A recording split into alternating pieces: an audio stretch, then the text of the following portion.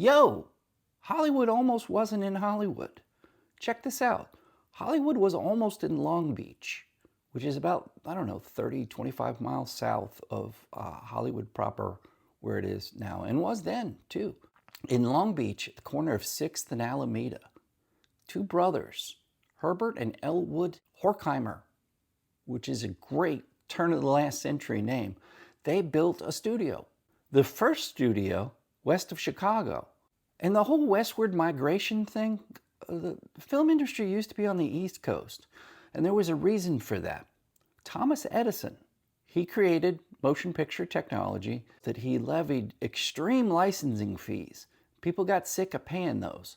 So they moved from the East Coast to the West Coast, and they did that for two reasons. Number one, to avoid his giant licensing fees, and also because California had a lot of sunshine and a lot of different kinds of terrain that you could film on. Anyway, the Horkheimers, they built up the studio they founded, Balboa Studios, to a pretty big concern. They were shooting more film there than anybody else. They kind of pioneered the serial, which they actually did on commission. They made Paramount's first serial.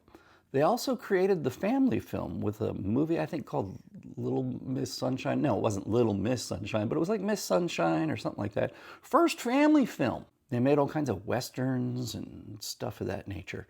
They lasted from 1913 to 1918. The reason they finally went out of business was they didn't want to get into distribution. They didn't want to own their own theaters, which the other burgeoning studios were doing at that time.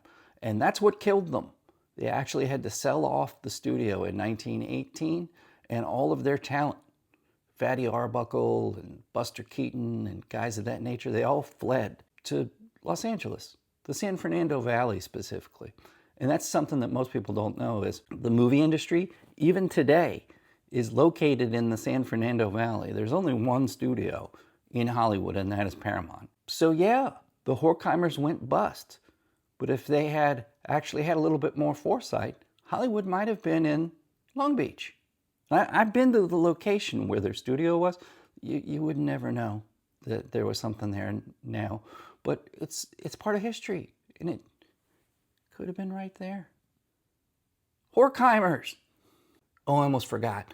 There's a much more detailed explanation of all this in an article on my Substack. So if you want to hear more about the Horkheimer boys and early Hollywood, go there and read that article because I like it.